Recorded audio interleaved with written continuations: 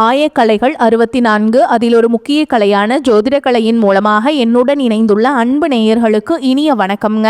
கடகராசி நேயர்களுக்கு புதுசா அப்படி என்ன இருக்க போகுது, எப்பவும் போல வாழ்க்கை கீழே தான் போகுது அப்படின்னு கதரும் நேயர்களுக்கு ஒரு நல்ல செய்தி காத்திருக்குதுங்க. அந்த செய்தியை தெரிஞ்சுக்கிறதுக்கு முன்னாடி இந்த உலகை காக்கும் முருகப்பெருமானுடைய பாதம் தொட்டு வணங்கி வீடியோக்குள்ள போலாங்களா? என்னுடன் சேர்ந்து நீங்களும் இந்த மந்திரத்தை சொல்லிட்டே உங்களால் முடிஞ்சதுன்னா கமெண்ட் பாக்ஸில் ஒரு முறை கமெண்ட் பண்ணுங்க.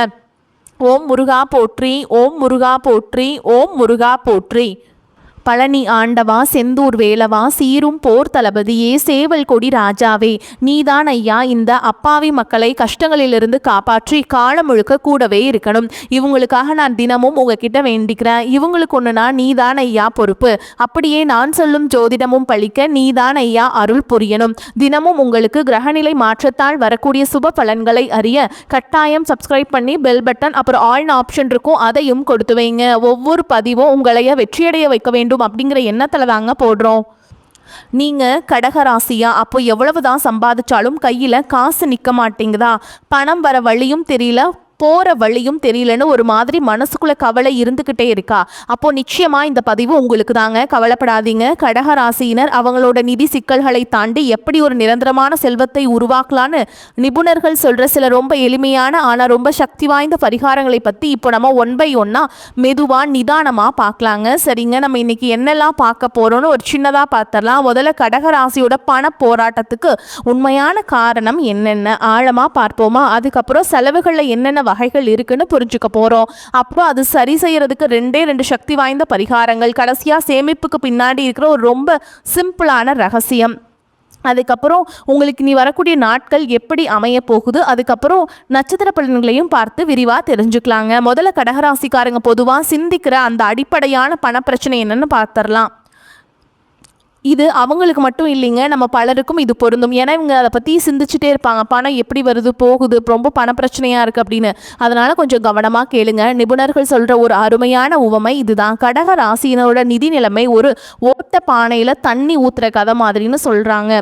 சும்மா கற்பனை பண்ணி பாருங்களேன். நீங்கள் ரொம்ப கஷ்டப்பட்டு தண்ணியை கொண்டு வந்து பானையில் ஊற்றுறீங்க, ஆனால் அடியில் இருக்க ஒரு சின்ன ஓட்ட வழியாக எல்லாமே வீணாக போய்கிட்டே இருக்குது. அது மாதிரி தான் பணம் பல வழிகளில் உங்களை வந்து சேருதுங்க. ஆனால் அந்த வேகத்தில் செலவாகி வெளியே போயிடுது. இதனால சேமிக்கிறதுங்கிறதே ஒரு பெரிய கனவாகவே இருக்கு. எவ்வளவு சம்பாதிச்சும் கையில் ஒன்றுமே மிஞ்சலையேங்கிறது தான் அவங்களோட தீராத வேதனையாக இருக்கு. சரி, இதுக்கு என்னதான் காரணம், ஏன் இப்படி நடக்குது? அதுக்கு காரணம் அவங்களோட இயல்பான குணம் தான். அதுதான் சுமைதாங்கி. ஆமாங்க, இது கடகராசியோட ஒரு முக்கியமான உள்ளார்ந்த இயல்பு. அவங்க எப்பவுமே தங்களை சுற்றி இருக்கிறவங்களோட, குறிப்பாக தன்னோட குடும்பத்தோட பொறுப்புகளையும் கஷ்டங்களையும் தாமாவே முன் வந்து தன் தோள் மேலே சுமப்பாங்க. மற்றவங்க நல்லா இருக்கணும், சந்தோஷமா இருக்கணும்னு நினைக்கிறதுல அவங்களுக்காகவே வாழ்ந்து தங்களை கவனிக்கவே மறந்துடுறாங்க. இது வெறும் ஒரு உணர்வு மட்டும் இல்லைங்க, இது ஒரு முடிவே இல்லாத தொடர்ச்சியான நிதி சுழற்சி மாதிரிங்க. மகனோட படிப்பு செலவு, மகளோட காலேஜ் ஃபீஸ், அது முடிஞ்சா கல்யாண செலவுன்னு பொறுப்புகள் ஒன்று மாற்றி ஒன்று வந்துக்கிட்டே இருக்கும். சில நேரங்களில் இது பேர குழந்தைகளை பார்த்துக்கிற வரைக்கும் கூட நீளுங்க.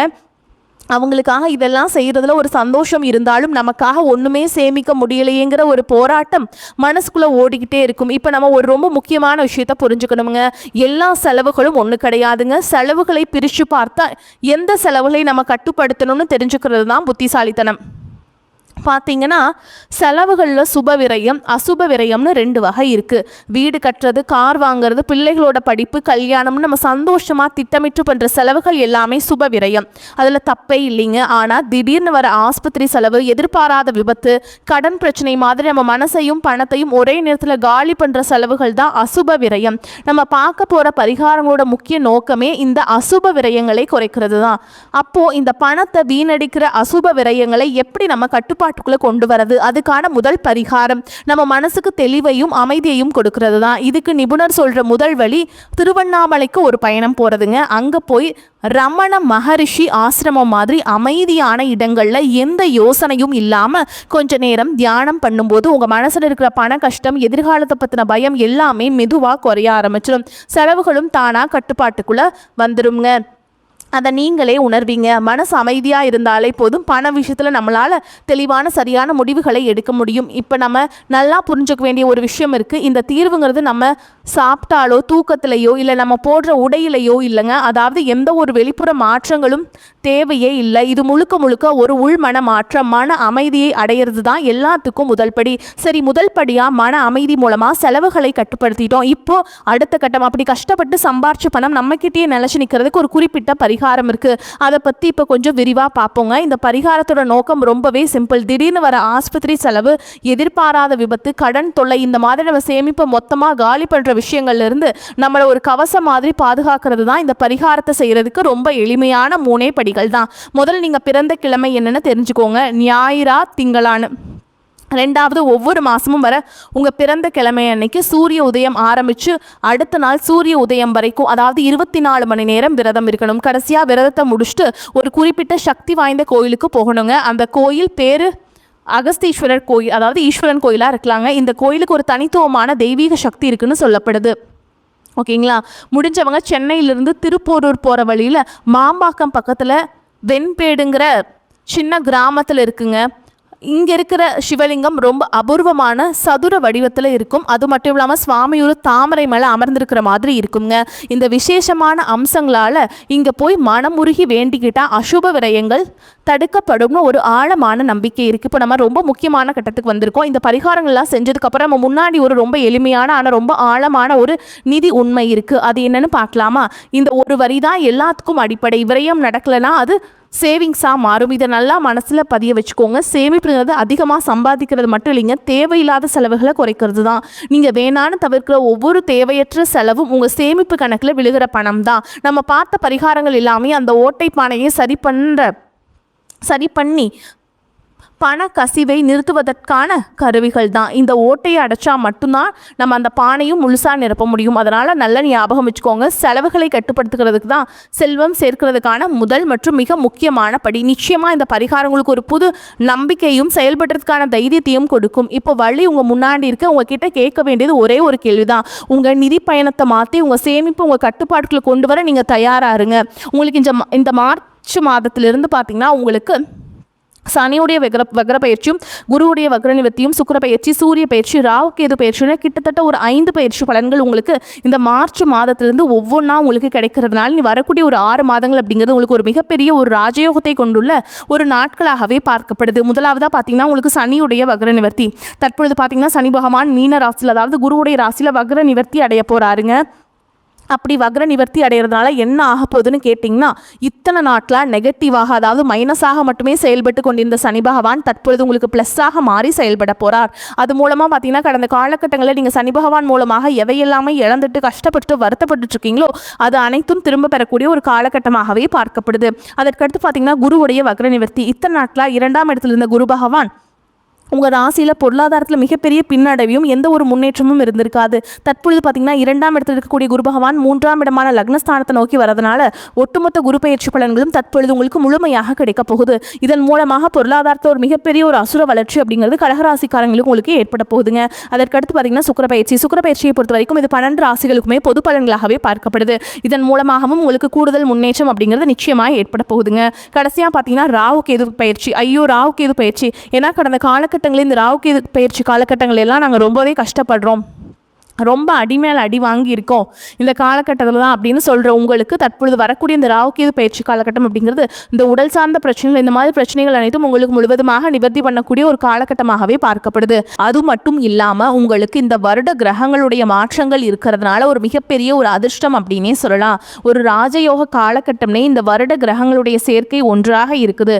5 வருட கிரகங்களுடைய சேர்க்கை. இதன் மூலமாக நல்ல ஒரு தொடக்கம் அப்படிங்கிறது இந்த 2026 உங்கள் வாழ்க்கை அப்படிங்கிறது நல்ல ஒரு முன்னேற்றத்தை நோக்கி ஆரம்பிக்க போகுது. கடந்த காலகட்டங்களில் நல்ல ஒரு வேலைங்கிறது கிடைச்சிருக்காது. ஏதோ ஒரு கிடைக்கிற வேலைக்கு ஒரு 10,000 சம்பளத்துக்கோ 15,000 சம்பளத்துக்கோ பிடிக்காத ஒரு வேலையை குடும்ப கஷ்டத்துக்காக வேறு வழியே இல்லாமல் செஞ்சுட்டு இருந்திருப்பீங்க. ஆனால் இனி வரக்கூடிய நாட்களில் நீங்கள் படித்த படிப்புக்கு ஏற்ற மாதிரியும் உங்களுக்கு பிடிச்ச மாதிரியும் நீங்கள் ஒரு அரசாங்க வேலைக்கு ட்ரை பண்ணாலும் சரி, இல்லை ஒரு ஐடி ஜாபோ, ப்ரைவேட் ஜாபோ, பேங்க் ஜாபோ, நீங்கள் எங்கே வேலைக்கு ட்ரை பண்ணாலும் அந்த ஜாப் அப்படிங்கிறது உங்களுக்கு நிச்சயமாக கிடைக்க போகுதுங்க.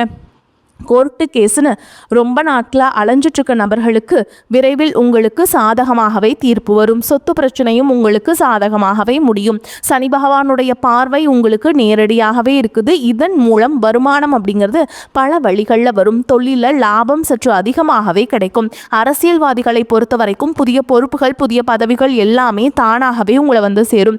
ராகு கேதுவால் உங்களுடைய செல்வாக்கு உயரும். உடல் ஆரோக்கியம் மேம்படும். சங்கடங்கள் நீங்கும். மறைமுகமாக உங்கள் தொழில் வாழ்க்கையிலும் சரி, இல்லற வாழ்க்கையிலும் சரி, நிறைய நபர்களும் தொல்லை கொடுத்துருப்பாங்க.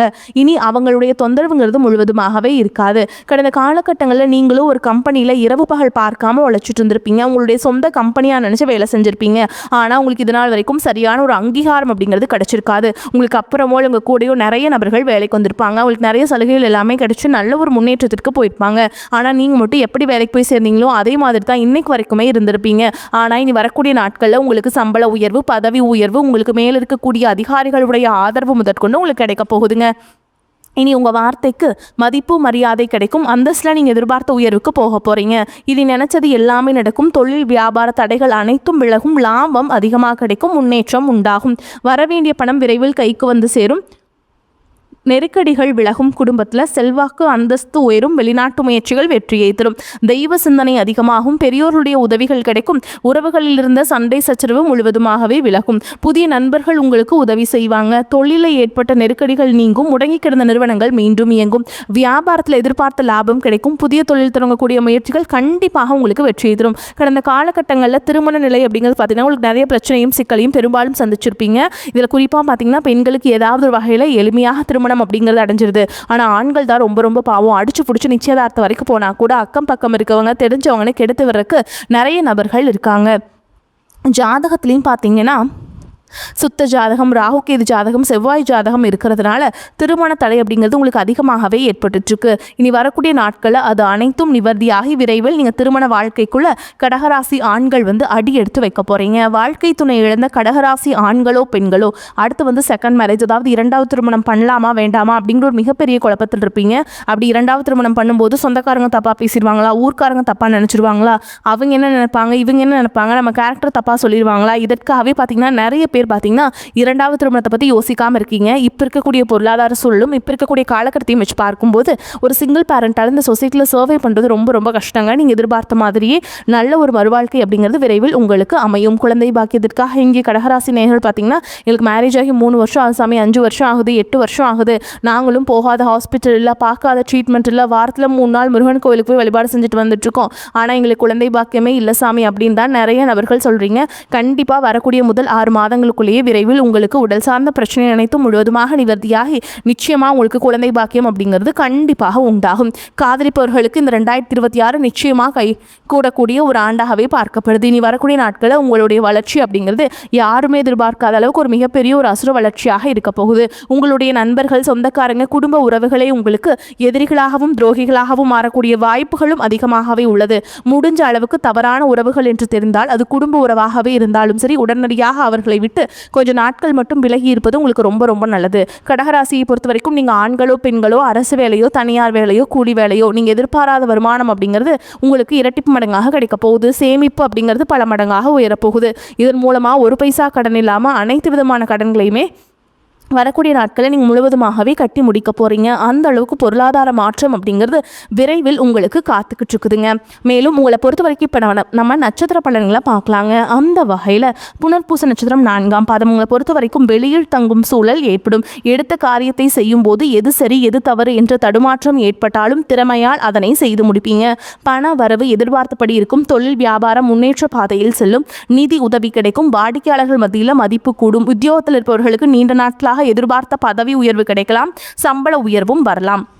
அடுத்ததான் பூச நட்சத்திரம் உங்களை பொறுத்த வரைக்கும் குடும்பத்தில் மகிழ்ச்சி இருக்கும். கணவன் மனைவிக்கிடையே இதுவரை இருந்து வந்த கருத்து வேற்றுமை நீங்கி நெருக்கம் அதிகரிக்கும். பிள்ளைகளுக்கு தேவையான பொருட்களை வாங்கி கொடுப்பீங்க.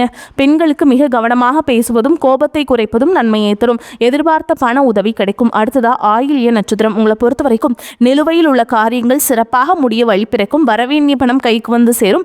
இரவு பகலாக உழைக்க வேண்டியிருக்கும். அரசியல்வாதிகள் மக்கள் தொடர்பான பிரச்சனைகளை சந்திக்க நேரிடும். மக்கள் பிரச்சனைகளை தீர்த்து அவர்களின் ஆதரவை பெறுவீங்க. மாணவர்களுக்கு கல்வியில் எதிர்பார்த்த முன்னேற்றம் காணப்படும். எதிர்காலம் பற்றிய சிந்தனை மேலோங்கும். உங்களை பொறுத்த வரைக்கும் பரிகாரம் அப்படின்னு பார்த்தோம்னா வெள்ளிக்கிழமை, அமாவாசை, பௌர்ணமி நாட்களில் வந்து நீங்கள் முடிஞ்சால் குலதெய்வம் கோயிலுக்கு போயிட்டு பிரார்த்தனை செய்து வழிபாடு செஞ்சுட்டு வாங்க. கட்டாயமாக உங்களுக்கு ஏற்றத்தை ஏற்படுத்தி கொடுப்பாங்க. முடியாதவங்க வந்து வீட்டிலையாவது தீபம் ஏற்றி வழிபாடு செய்கிறது உங்களுக்கு ஏற்றத்தை ஏற்படுத்தி கொடுக்கும். உங்களை பொறுத்த வரைக்கும் அதிர்ஷ்டம் தரக்கூடிய எண்கள்னு பார்த்தீங்கன்னா 1, 3ங்க. இந்த எண்களை அதிகமாக பயன்படுத்துங்க. அதிர்ஷ்டத்தை அதிக அளவில் ஈர்த்து கொடுக்கும். அதே மாதிரி உங்களை பொறுத்த வரைக்கும் அதிர்ஷ்டம் தரக்கூடிய நாட்கள்னு பார்த்தீங்கன்னா திங்கள், வியாழனுங்க. இந்த நாட்களை வந்து நீங்கள் சுபகாரியங்கள் செய்ய பயன்படுத்திக்கோங்க. நன்மைகளை கொண்டு முடியும். வரக்கூடிய வாய்ப்புகளை தவற விட்டுறாதீங்க. கெட்டியாக பிடிச்சிக்கோங்க. வாய்ப்புகள் ஒரு முறை தான் கதவை தட்டும். வாழ்த்துக்கள். வாழ்க வளமோடு நலமோடு. நன்றி, வணக்கம்.